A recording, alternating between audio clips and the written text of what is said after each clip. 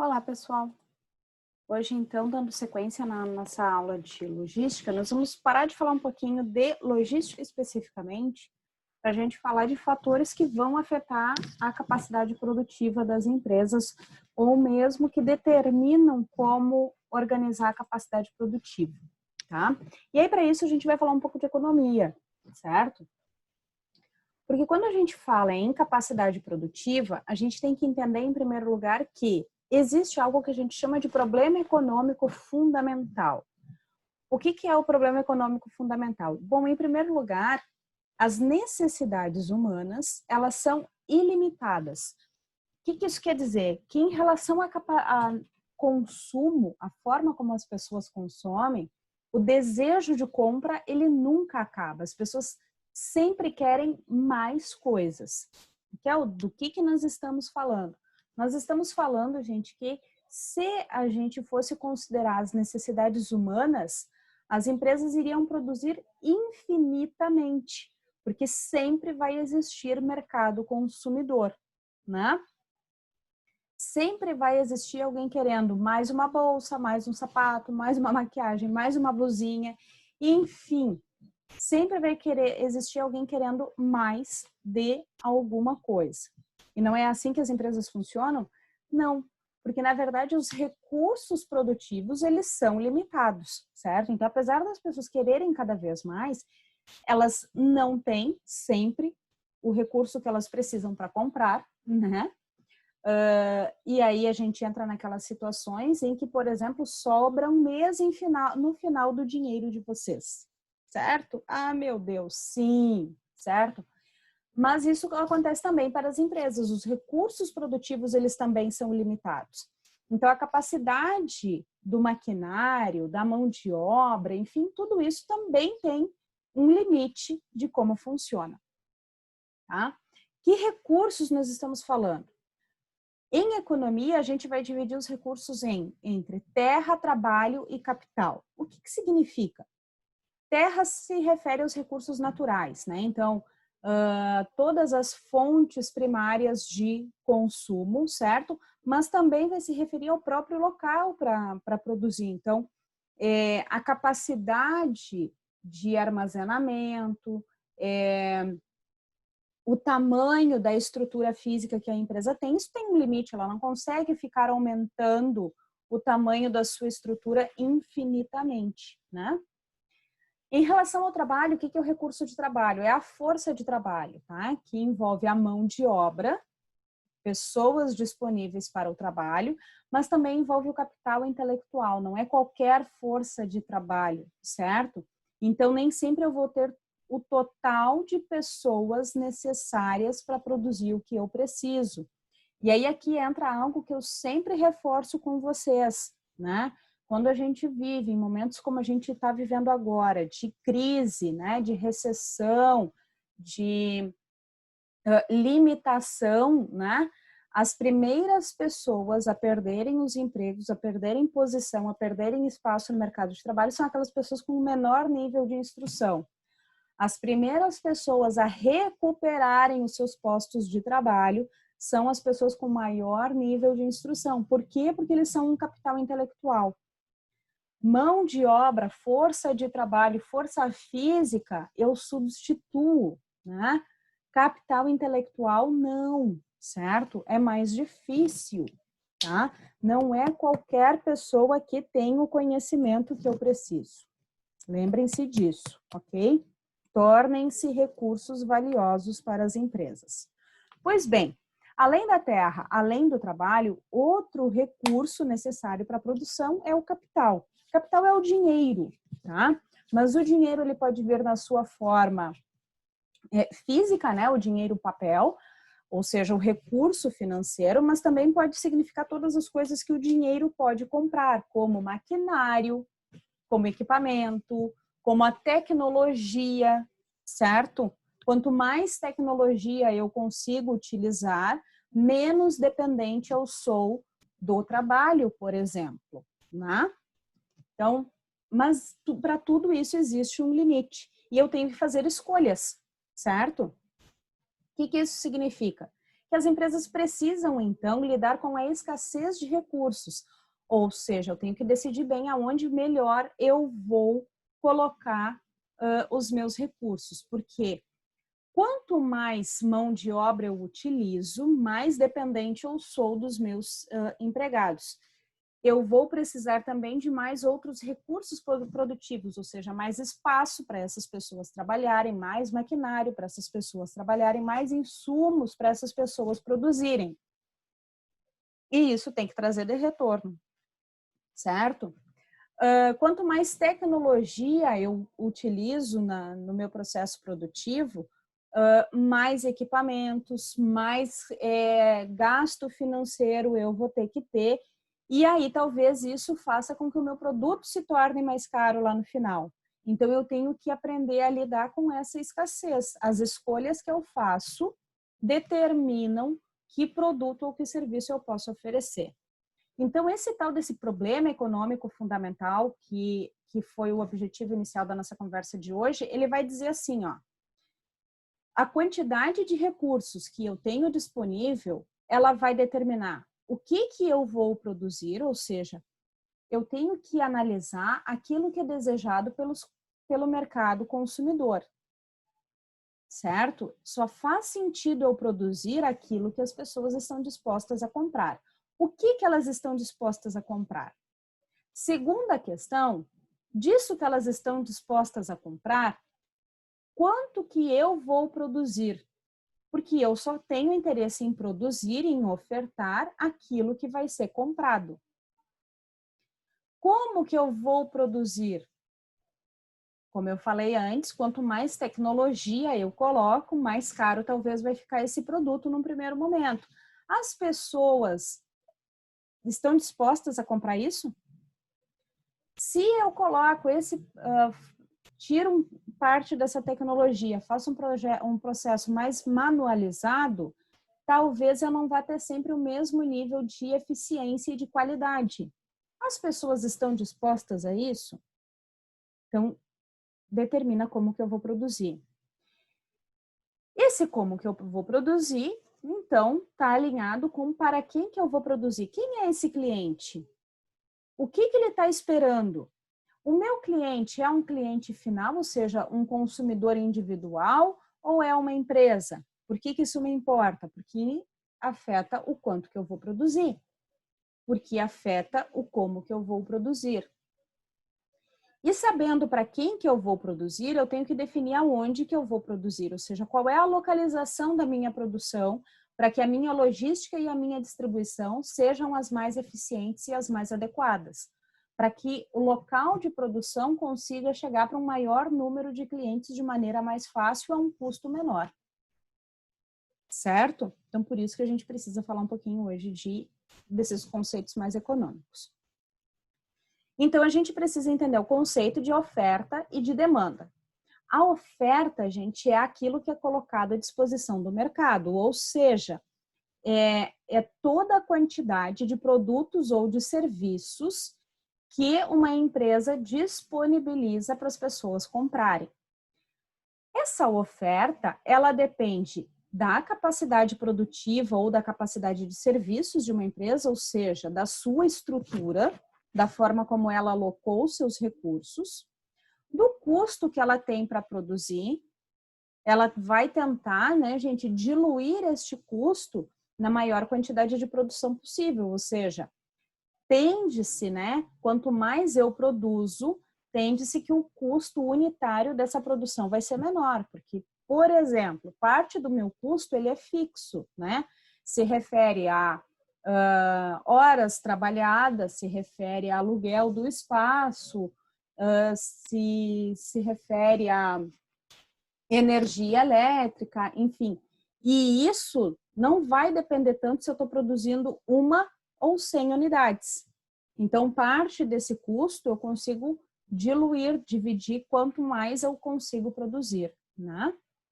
Mas eu tenho que ver se isso vai ser interessante. A minha oferta também depende do preço dos produtos ou dos serviços dos concorrentes, né? Isso é uma coisa super natural, não é verdade? Cada vez que um negócio novo nasce, o que ele faz? Ele analisa o quanto que os concorrentes estão cobrando pelo seu serviço e tenta oferecer um valor dentro da mesma média, porque já que ele é novo no mercado, ele tem que competir de alguma forma, né? Só que isso não serve só quando ele é novo, isso vai determinar o preço o tempo todo, né?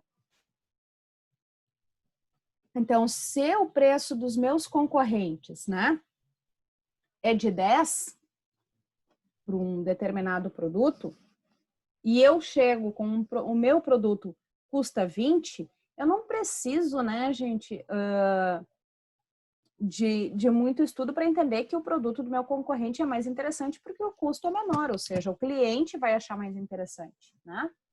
A minha oferta também depende. E por que isso determina a minha oferta? Bom, porque se eu vejo que eu não consigo competir com o preço do concorrente, talvez não seja mais interessante eu produzir, porque eu não consigo cobrir o meu custo, certo? E também depende, obviamente, da minha expectativa de retorno, ou seja, da minha expectativa de lucro que eu desejo com essa oferta de produto, ok? Quando a gente fala isso em termos econômicos, tá? Existe uma lei na economia que é chamada Lei Geral da Oferta. E essa lei, ela diz que para a empresa, certo? Para o agente que produz, a quantidade de produtos ofertados, ele é diretamente proporcional em relação ao preço do produto. Ou seja, quanto mais caro é um produto, mais interessante é para a empresa ofertar aquele produto, porque ela consegue vendê-lo por um preço maior, certo?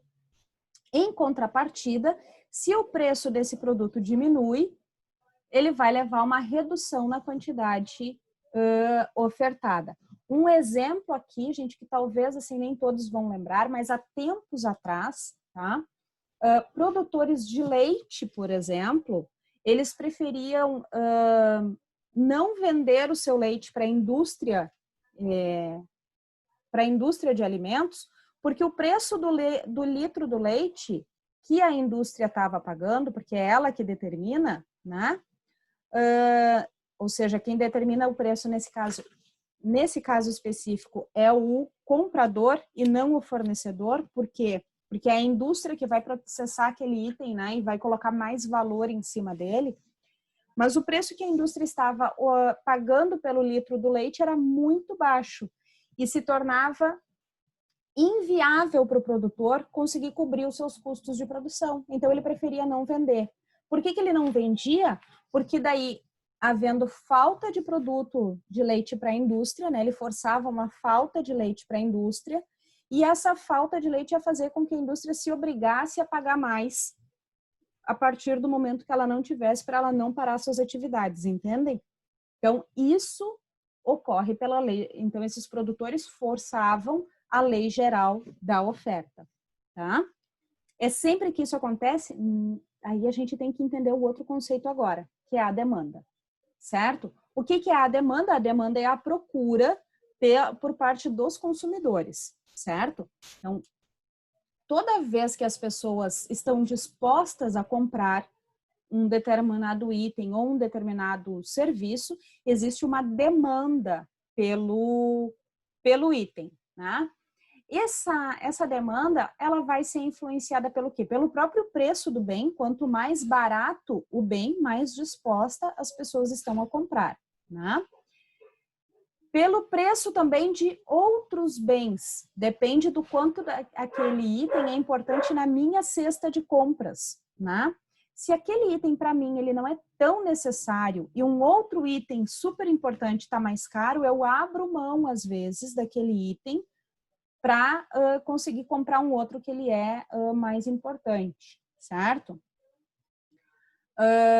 E ele é dado, obviamente, pela renda do consumidor. Quanto mais renda a pessoa tem disponível, mais demanda ela tem de muitos produtos, né? E pelas próprias preferências do indivíduo, ou seja, o que ele gosta de comprar, tá? Assim como a gente tem a Lei Geral da Oferta, a gente tem a Lei Geral da Demanda. E a Lei Geral da Demanda, ela diz o quê? Que a demanda por um bem, ela é impactada pela possibilidade de substituir um bem ou um serviço e também pelo efeito da renda. Ou seja, toda vez que eu tenho um item, mas esse item, o preço dele oscila, tá? Mas eu tenho como substituir este item por outros bens ou por outros itens, eu faço essa troca para não comprometer a minha renda. Por exemplo, gente, há tempos atrás aconteceu que por contas de questões climáticas, o preço do tomate ele estava muito caro, né? O quilo do tomate em alguns lugares estava chegando a R$10. E isso se torna inviável, né?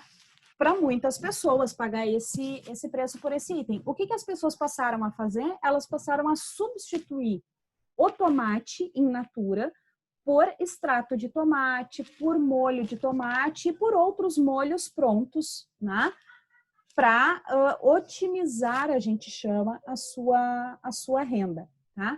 Em contrapartida, gente, se um preço de um determinado item, ele varia, mas essa pessoa também tem uma variação de renda, vamos imaginar o seguinte, que o preço de um item que é importante para mim, ele aumenta, mas ao mesmo tempo a minha renda também aumenta, tá? Então eu posso continuar consumindo aquele item. Pode ser que eu faça essa escolha porque faz parte da minha preferência.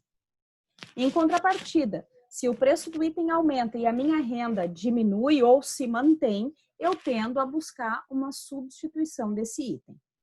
Por que isso é importante entender? E aí aqui a gente tem um exemplo, por exemplo, né, do álcool gel, que foi um item que teve uma demanda e continua tendo uma demanda grande, mas no início da pandemia ele teve uma demanda muito grande, né? Lá em março, ó, essa reportagem é de março, as vendas chegaram a crescer 600% em uma única semana, ou seja, muito grande. E isso forçou o quê? Forçou o aumento de preços. Por quê? Porque a capacidade produtiva das empresas não estava mudando. Elas continuavam tendo a mesma capacidade de produção. Como que a gente controla o consumo das pessoas se a minha capacidade de entrega continua a mesma? Mudando o preço, certo? Então, cada vez que eu tenho um consumo muito grande, muito além dos meus recursos produtivos, eu aumento o preço, não só porque eu aumento o meu lucro, mas buscando equilibrar com a procura daquele produto, daquele serviço, tá? Esse entendimento de oferta e de demanda, gente, ele é muito importante porque quando a gente fala de produção, a gente tem que fazer previsão de demanda. O que é previsão de demanda? É tentar chegar em qual é que é o número necessário eu produzir para conseguir atender a necessidade dos meus clientes. Então, previsão de demanda é fazer uma análise de o quanto que os meus consumidores estão dispostos a comprar ao longo do tempo. Isso vai permitir com que eu consiga alocar os meus recursos produtivos de maneira mais adequada, né? Então, vamos imaginar que eu tenho uma linha de produção que faz 3 diferentes produtos. Qual desses produtos que eu vou produzir mais? Esses 3 produtos têm funcionalidades diferentes e preços diferentes. Qual produto que eu vou produzir mais? Aquele que tem uma maior previsão de demanda, certo? E também eu trabalho com previsão de demanda para conseguir fazer uma melhor adequação dos meus estoques, ou seja, para não formar um estoque tão grande, certo? Mas também para conseguir formar um estoque adequado às minhas necessidades, evitando falha no atendimento dos meus clientes, ou seja, equilíbrio, né? O quanto que eu preciso ter, quanto que eu preciso otimizar os meus recursos enquanto empresa para atender as demandas dos meus clientes.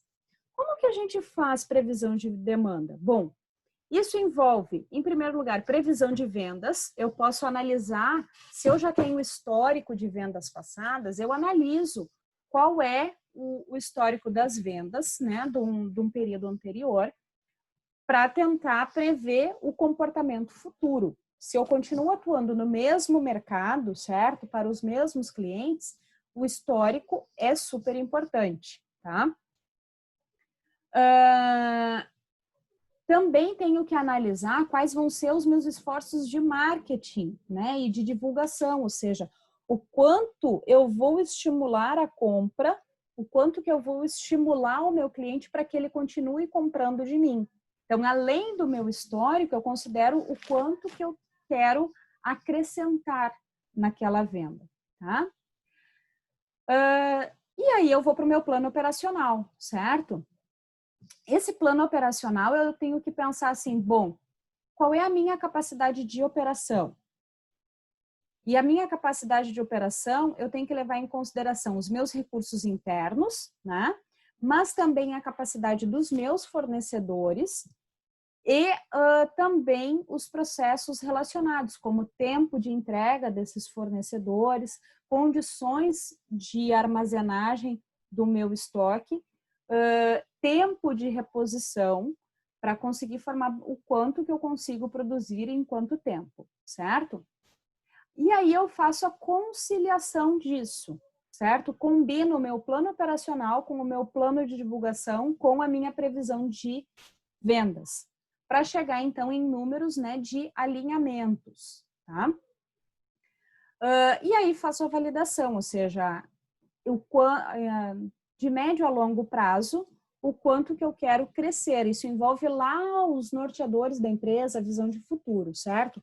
Eu posso continuar atendendo só aquele mercado que eu já atendia, ou eu vou tentar ampliar a minha atuação no mercado. Se eu pretendo ampliar, eu também preciso ampliar a minha capacidade produtiva, certo? A gente pode usar diferentes técnicas de previsão de demanda, tá? A primeira é o que a gente chama de previsão qualitativa. A previsão qualitativa, ela é uma previsão que eu não tenho tantos dados técnicos para trabalhar, e aí, só que ela é importante porque quando um negócio está começando, por exemplo, vocês, nos projetos integradores, vocês não têm um histórico anterior dessas empresas. Vocês vão ter que trabalhar com uma previsão qualitativa, ou seja, vocês estão lançando novos negócios e aí tem que se basear em dados de mercado, em dados já existentes, para verificar a possibilidade de sucesso e o quanto que vocês têm que se preparar. Como é que a gente busca esses dados externos? Vocês podem buscar opiniões de especialistas, né? Então, por exemplo, quando eu digo lá para vocês assim, olha, com essa estrutura de custos, vocês têm que vender mais, né? Isso vem, então, de uma previsão qualitativa, porque senão eu estou dizendo para vocês, a conta não vai fechar, né? Vocês precisam ampliar a capacidade de entrega para conseguir fazer esse negócio trazer retorno, né?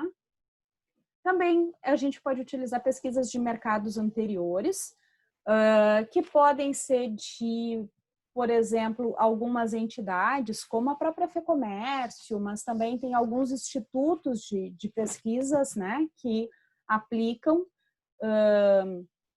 e trazem previsões, né? Tem alguns dados do IBGE, alguns dados do IPEA, que é um Instituto de Pesquisa Econômica Aplicada, que dão previsões de como que um determinado mercado pode funcionar.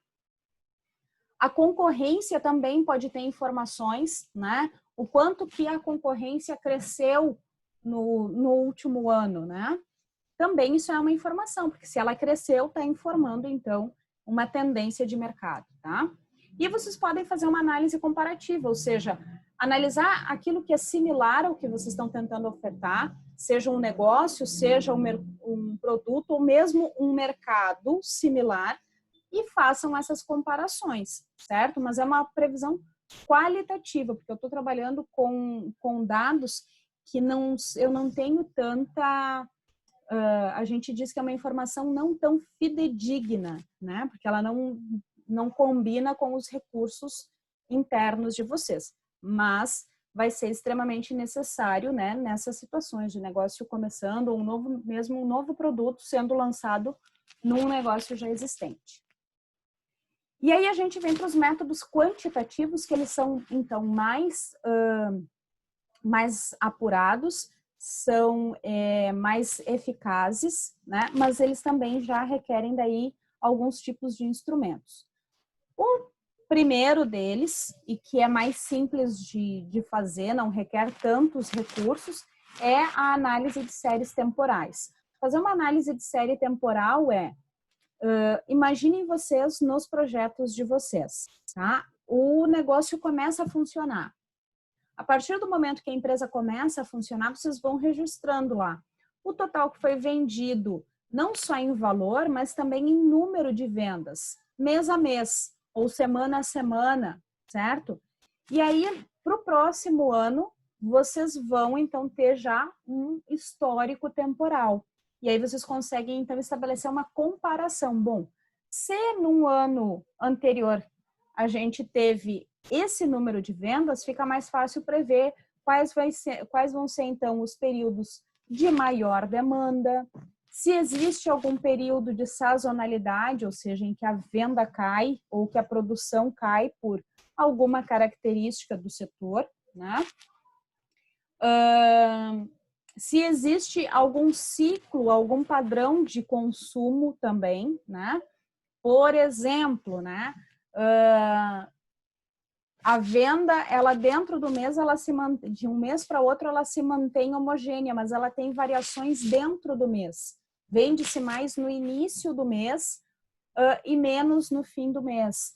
Ou vende-se mais na primeira e na última semana e vende-se pouco nas semanas intermediárias. Daí vocês têm histórico para analisar, tá? Aqui tem alguns exemplos de gráficos feitos a partir de análise de histórico temporal, né? Aqui compara a quantidade com um determinado tempo e formou-se, então, uma demanda quase que horizontal, né? Ou seja, houve uma variação muito pequena de um período para o outro, né? Já nesse aqui, a gente observa uma tendência de crescimento, né? Ao longo do tempo, as quantidades foram aumentando. Já nesse aqui, a gente percebe, então, a tendência de sazonalidade, ó, como eu vinha falando, ó, em 2 anos distintos, sempre lá no período de abril e depois entre novembro e dezembro, há uma queda. Mas de agosto até outubro, a gente tem um período aí de uma alta muito forte. Então, isso já começa a dar base para... Aqui seriam, talvez, vamos imaginar um produto que pode ser estocado, né? Ele pode ser começado a produzir em maior quantidade aqui em julho para ter disponibilidade no período de agosto. Em compensação, aqui em maio, é algo que eu poderia já baixar bastante a produção, porque eu vou ter baixa necessidade em abril. Então, eu já consigo fazer essas análises, né?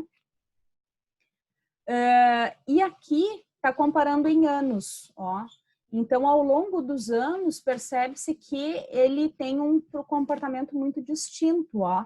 Ao longo do tempo, né, ele começa numa alta, baixa, e depois ele volta numa crescente de novo, e talvez ele vai ter uma baixa aqui. Existe uma grande probabilidade de ele ter uma baixa aqui em algum período de novo. Então, é um produto que, por algum motivo, ele apresenta aí, ele é cíclico, né? Ele apresenta uma variabilidade ao longo do tempo, certo? E esse mesmo gráfico poderia ser feito também em relação a meses, tá? Então, ao longo dos meses, ele vai apresentando uma variação aí, pode ser também. E, por fim, a gente tem os modelos causais, tá? O modelo causal, ele trabalha também com dados em relação ao tempo, né? Mas, além de tempo, ele vai considerar outras variáveis específicas em relação ao trabalho que o negócio desenvolve. Essas variáveis específicas vai depender do produto ou do serviço e da realidade do negócio, ou seja, ele pode levar em consideração a concorrência, ele pode levar em consideração os cenários econômicos, pode levar em consideração questões climáticas, por exemplo, se fosse algo relacionado à agricultura ou pecuária, ele pode levar em consideração variações climáticas porque afetam fortemente a capacidade produtiva, né? Pode levar em consideração localidades, então um produto que é vendido em muitos lugares diferentes, ele pode ter previsões diferentes em relação ao lugar, certo? A indústria de bebidas, por exemplo, ela faz essa análise, né? Porque locais dentro do mesmo país, a produtividade ela funciona de maneira bastante diferente, ou seja, vai se ter um consumo de bebidas de maneira bastante homogênea no Rio de Janeiro e estados do sudoeste para cima, né, porque tem temperaturas maiores. Em compensação, na região sul, a gente tem um ciclo de consumo de bebidas muito diferente, né? Então, se consome muito mais cerveja no verão, e no inverno esse consumo baixa bastante. Mas isso é um comportamento da região sul por conta das nossas condições climáticas. Então, as previsões de venda aqui, elas funcionam numa estrutura diferente, certo? Em compensação, no inverno aumenta-se o consumo de vinho, tá? Então, dá para se fazer esses comparativos também. Então, para cada negócio, pode aqui ser combinado diferentes tipos de análises. Só que para se fazer uma análise a partir de uma previsão de demanda a partir de um modelo causal, daí a gente não consegue fazer só lá com o Excel, como a gente consegue fazer ali nas análises temporais, né? Aqui, para isso funcionar bem, assim, sem dar tanto trabalho, sem exigir um esforço tão grande, aí a gente pode utilizar outras ferramentas. Existem softwares específicos para isso. Eu trouxe aqui para vocês o exemplo do BI, que é algo que está bastante em alta, né? Trabalha aí com análise de dados, né? BI vem de Business Intelligence, então vai armazenando dados da empresa e permite fazer uma análise aí mais apurada, né? E o BI ele pode ser apoiado por um dashboard. Na verdade, muitos sistemas trabalham com dashboard. O que é um dashboard, Raquel? Isso aqui, essa figurinha, é um dashboard. É um painel bem visual que combina aí gráficos, né? E pode combinar tabelas também.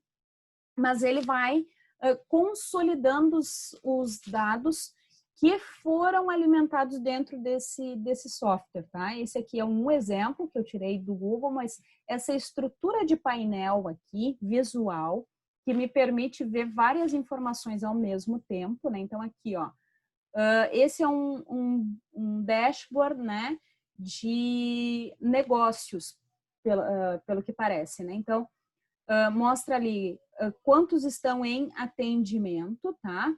Por estado, por equipes de venda, tá? Negócios que foram fechados no dia por equipe e o total de negócios fechados em relação ao total de negócios que permanecem abertos, ou seja, em negociação.